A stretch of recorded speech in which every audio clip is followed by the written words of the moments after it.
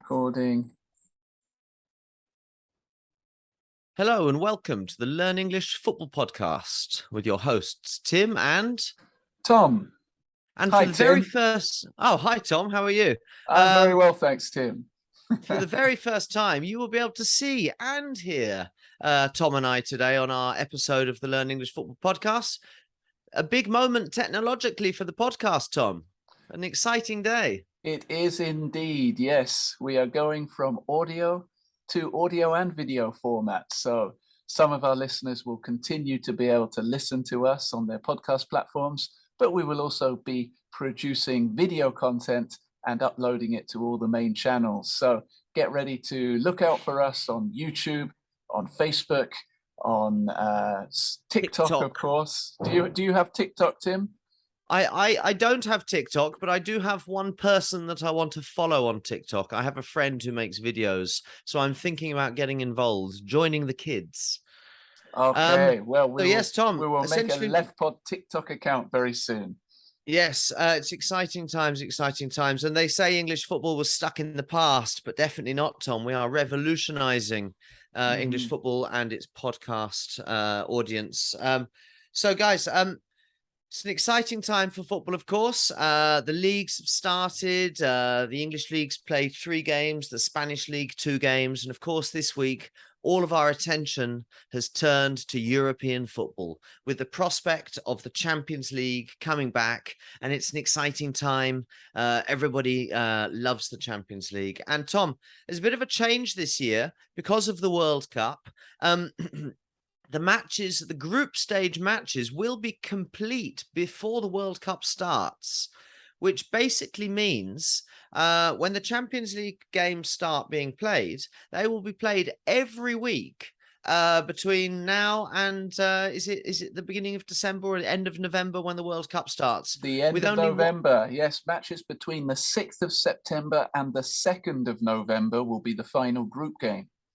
Yeah, and there's only 1 week off, and that's for an international break. So I think that's our first consideration, really, is will this condensed Champions League group stage be a big disadvantage for those teams in their leagues? So when I saw the timetable, the calendar for the games yesterday, I immediately thought this is good for Arsenal because Tottenham, Chelsea, they're going to be playing difficult games on a Tuesday and Wednesday, every Wednesday, and then having a difficult game at the weekend. Whereas Arsenal in the Europa League will be able to play a second string side. And when I say a second string side, Tom, what do I mean? You mean players who would not normally start a game if other players are available. Exactly. So the first team will be nicely rested come the weekend. So, Tom, do you think that could be a major factor in this season's league title chase? I think it will play a part. I don't know how major a factor it will be because we have to consider that the big clubs, certainly the English clubs, Manchester City, Liverpool, Tottenham and Chelsea, are all big enough to have made contingency plans. By a contingency plan, I mean that they will have thought about this tight fixture schedule coming up, and they will have boosted their squads. They will have improved the quality of players they've got available. So yes, on the one hand, you're right, Tim, that they will be under more pressure, each player to perform on a weekday night, Tuesday or Wednesday, against very difficult teams, and to perform at the weekend on a Saturday or a Sunday. However, we are talking about the richest clubs in the world. So I think they will manage. They will find a way. Yeah, I basically agree with everything you've said there, apart from when you categorized Tottenham as a big club. But apart from that, I agree. So, should we jump straight in? The episode, what we're going to do on today's episode, we're going to talk about the different groups, predict some group winners, and see if there's anything remarkable that jumps out when we look at the different groups. So, Group A, Tom, is Ajax, Liverpool, Napoli, and Rangers. Rangers back in the Champions League draw for the first time since 2010. A fantastic win against PSV the other night. An absolute howler from the PSV defense. But but Rangers won't complain. PSV were all over them, but Rangers got the goal, and that's what counts. So Tom, who are your predictions for group winners of this group? Of course, Liverpool will win. I believe will win the group comfortably. They've got a much stronger squad than the other teams. Ajax, who have lost their manager, who's gone to Manchester United, Ten Hag. Is that how you pronounce his name? I'm going for Ten Hag, yes. Ten Hag. But they have kept many of their squad players of the quality of Antony and the Serbian striker who's still there. The name escapes me at the moment. You know, the short guy in the number 10. Yeah. So I think that Ajax will still qualify. Napoli will qualify for the Europa League, and Rangers, who clearly have an excellent continuation of run of form in Europe, have lost a couple of players, most notably their big Nigerian striker and their captain, Tavernier, who's gone to Bournemouth. So I think Rangers will be the underdog. They will finish bottom of that group. So Liverpool first, Ajax second for me. What about you, Tim? I think I'd agree that Liverpool are going to win the group, although they haven't had a great start to the season. This is the group stage. They're going to be too strong for this group. But I will disagree on second place. I think Ajax, a team in transition. They've lost their manager. They've now got a new manager in. Is it Schroeder? Okay. Schroeder, I'm going to pronounce it as, yes. And they have lost a couple of players. There's pressure on Antony. There's talk about big bids, late bids coming in from Manchester United. They've lost Lisandro Martinez, all 3 foot of him. So I think that was could a be... joke, by the way, wasn't it? He's yes, taller than 3 foot. He's 5'9", which in centimeters is about 175, which is 11 centimeters shorter than I am. And when I played centre back in England, I felt short. By the way, Tadic was the player I was thinking of. Yes, I believe he's still Tadic. there. Good player. But they've also lost your friend Sebastian Haller to Dortmund. And the other thing, although Napoli have made some big changes this summer, they've lost Lorenzo Insigne to LA Galaxy, who was their captain, talisman. They've lost Koulibaly to the money club, yes. And but they have signed a new young Georgian player who his name is Kvaratskhelia. Funnily enough, they're calling him Kvaradonna in Napoli. I can't imagine why. He's came in. I think he was at Shakhtar Donetsk last season. He had his contract cancelled.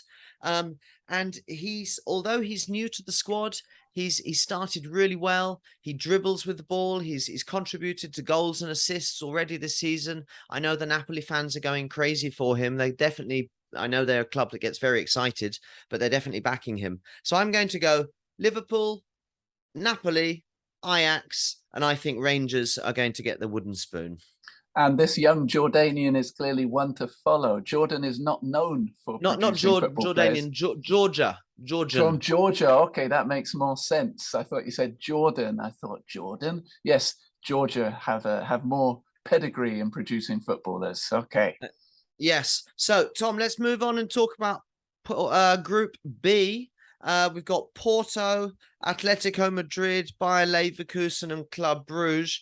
I must say, I think this is going to be quite a tight group between the first 3 teams, Porto, Atletico Madrid, and Bayer Leverkusen, but not because I think they're an amazing group of teams. I think they're all quite a similar level of ordinary.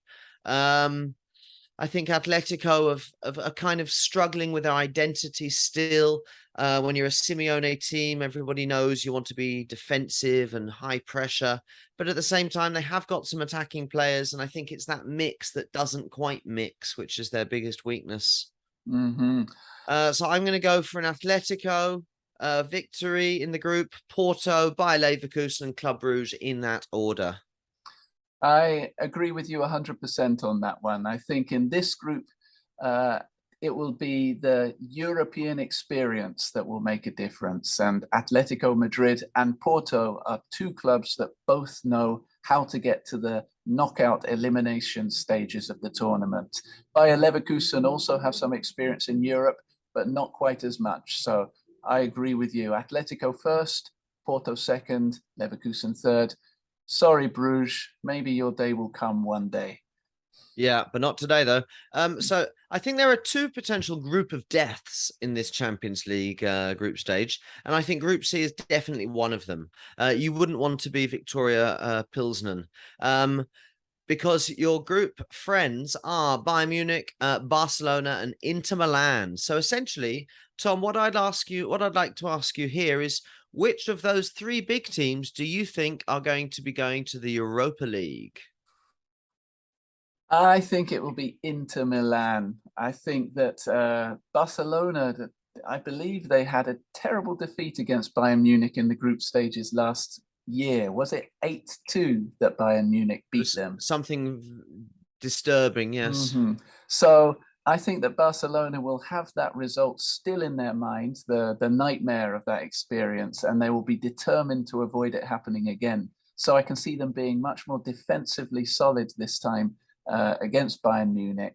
So as a result, I think that Bayern Munich will go through as the top team. They are the best team in that group, but Barcelona will be keen to avoid any disasters this time. So I think Barcelona under Xavi Fernandez will finish second. Inter Milan have been great, but I think they will just miss out and finish in third place. It's going to be a really tricky group, isn't it? Because I mean, Inter Milan are Italian champions. They've signed Lukaku back. Actually, AC Milan won the Oh, Italian sorry, of course. So championship, sorry, yeah. it was, yeah. But they have signed Lukaku back, and they weren't far off the title. It's a tight group, but I think I'm going to agree with you. I think Barcelona are going to have too much for them. It's also interesting because Lewandowski is going to go back to Bayern Munich. I saw Thomas Muller released a little jokey video yesterday saying, looking forward to seeing you back in Munich. So I think the banter levels are going to be high. And, on the Learn English Football podcast, Tom, we love a bit of banter. What is banter, Tom? It's a very English concept, banter. What is it? Is it an insult that I say to you because I want to hurt you, or because I want to create a kind of jokey atmosphere? What's banter? Yes, it is often humor that could be interpreted as insulting, but typically it's done between friends. It's done between people who like and respect each other. So the insults are not to be taken seriously. It's more to create, as you said, a joking atmosphere. It's one thing, actually, I find quite similar between English and Spanish cultures, actually. We are both cultures that really love a bit of banter.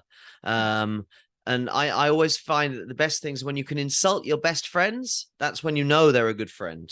So, Tom, let's move on and let's talk about Group D. Eintracht Frankfurt, of course, Europa League winners. That's last right. season. The small club from North London, Tottenham, Sporting Lisbon, and Marseille. This, although again hasn't gotten a standout side. This is a very tight group. I'm going to go for Tottenham group winners, unfortunately, and Marseille, who had a very good end to last season. They've made some good signings. They've made Tavares on loan from Arsenal. They've got Guendouzi on a permanent deal. They've signed Alexis Sanchez. So they've essentially, it's an Arsenal reunion. I'm going to go for Marseille in second place. What about you? I fancy Eintracht Frankfurt to win this group this time. I thought they were a little bit lucky in the final against Rangers, but over the course of the Europa League last season, they showed that they have the class and the quality to play in the Champions League. So I think it will be very tight between them and Tottenham. I don't expect Conte's team to give anything away for free to make it easy for them. But I'm putting Eintracht Frankfurt first and Tottenham second.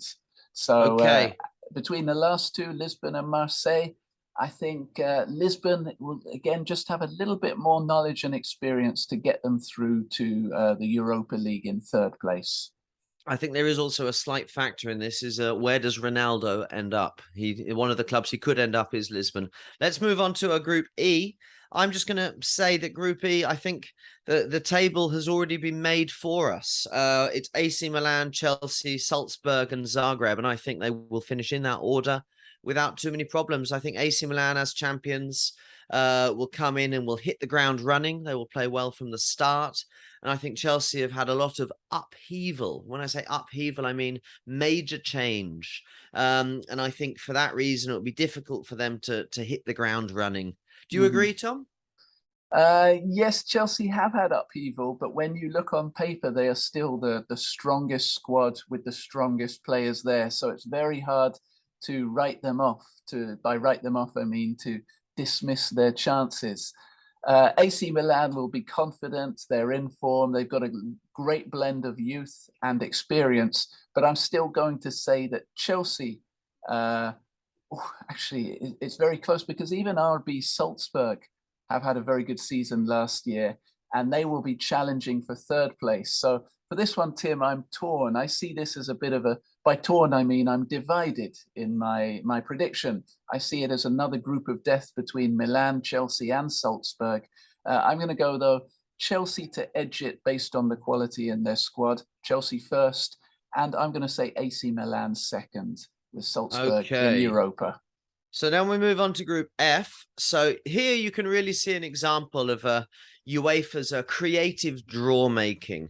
Real Madrid are famous for their easy draws, their easy runs in the knockout rounds. And so, last year was an exception with their incredibly difficult run to the final. But here we have, if Florentino Perez was to choose 3 other teams to accompany them in Group F, I would say Leipzig, Shakhtar Donetsk playing their games in Poland, and Celtic might not be too far away from his ideal 3 teams. So I think, again, that order is quite set in stone. Real Madrid, I think, might even win every game in this group. And I think Leipzig are much stronger than Shakhtar Donetsk or Celtic. So I think group places 1 and 2 are pretty easy to predict here. It would be nice for Celtic to cause an upset and maybe get a Europa League place. But I don't think it's going to happen. Yes, I would agree with that. Shakhtar Donetsk playing in Donetsk is a slightly different proposition. It's a more difficult place for teams to go and visit, but playing in a neutral country, Poland, I don't think they will be as dangerous as they have been in the past. Celtic, in recent years, they haven't really done particularly well in the Champions League. They've not had the quality among their squad. Of course, on a home night at their home stadium, Celtic Park, or is it called Parkhead? It used to be. I don't know if they changed the name. Yeah. With that atmosphere, with those fans, they can create an upset. But the difference in quality between Leipzig and Madrid and Celtic, again, it's too big. The only thing I disagree with you, perhaps, Tim, Madrid are notorious slow starters. It's quite possible that with the pressure of so many games so frequently, they might not clean up in this group. It's quite possible that Leipzig will finish top. So I'm going to say Leipzig first, Real Madrid second here. Wow. Okay. Well, I mean, looking back to last season, we did have, of course, Real Madrid lose to a Sharif from Transnistria in Moldova in the group stage. So wonders can happen. So then moving on to Group G, which is Manchester City, Sevilla, Borussia Dortmund, and Copenhagen, another group of death. Sevilla always bring their top game to European football, and although on paper they may seem weaker than Dortmund and City, I think they're going to be dangerous, especially because Dortmund have had a lot of changes. Of course, they've lost Haaland, who will be again playing against his previous club, just like Lewandowski. So it's going to be tricky. I think City are the complete package this season. I think Haaland is just what they were lacking last season. And I think Sevilla could cause some problems. Okay, Sebastian Haller scored, I think, was it over 10 goals in the Champions League last season for Ajax?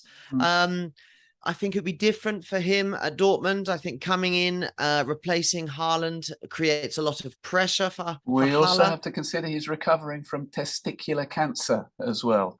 Yes, of course. He got diagnosed recently, yes. Yeah, so I think it will be a tricky group for Borussia Dortmund. I'm going to say Manchester City, Sevilla, Dortmund, Copenhagen in that order. I'm going to disagree with you on the second place. I'm going to put Dortmund to finish second behind Manchester City, based on the fanatical support, the atmosphere that they can generate in their home stadium. And Sevilla, who I did watch against West Ham in the Europa League, have a lot of quite good players, but I don't really see anyone there who's going to carry and lead that team into the knockout stages. I think they'll be in the Europa League again. Okay. What about the final group stage? Paris Saint-Germain, Juventus, Benfica, and Maccabi Haifa. Well, Paris Saint-Germain destroyed, was it Rennes the other week, 7-1 last week. So they've started the league campaign flying. So I have to put them first. Of the other teams, it's a choice between Juventus and Benfica for second. I don't want to underestimate the Israelis. I think they could cause an upset when they're playing at home. But I think that Juventus have too much experience. So I'm going to say Juventus second. What about you, Tim? I think Paris Saint-Germain will take the group and Juventus will come second comfortably. Yeah. I think it's another one where I think third place is also quite obvious for Benfica. I don't think it's going to be a particularly interesting group, this one, Tom. Apart from the individual matches between Paris Saint-Germain and Juventus, but even in those, I think Paris Saint-Germain will have too much this season. So yeah, that is the group stage, Tom. Matches, as you say, taking place between September the 6th and the 2nd of November. We're all looking forward to the final this season in Turkey, in Istanbul, in the Ataturk Stadium. So it's an exciting time. We have to consider that while the games will be happening intensively every week, at the same time, players will have a lot to prove because a lot of them will be desperate to get selected by their national teams to go to Qatar at the end of November.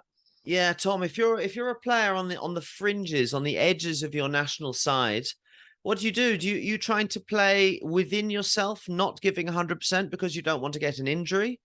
So close to the World Cup, no warm-up games, no recovery time? Or are you giving 110% because you want to get noticed by your manager? It's very tricky. That's a great question, Tim, and I think we'll save that for another podcast because this Zoom conversation is going to finish in just a few seconds. So I just want to say thank you very, very much to all our listeners, and we'll see you soon. Anything you want to say, Tim? Just thanks a lot to all of our listeners who are listening and watching. See you soon, Tom. Thanks a lot. Take care. Bye-bye.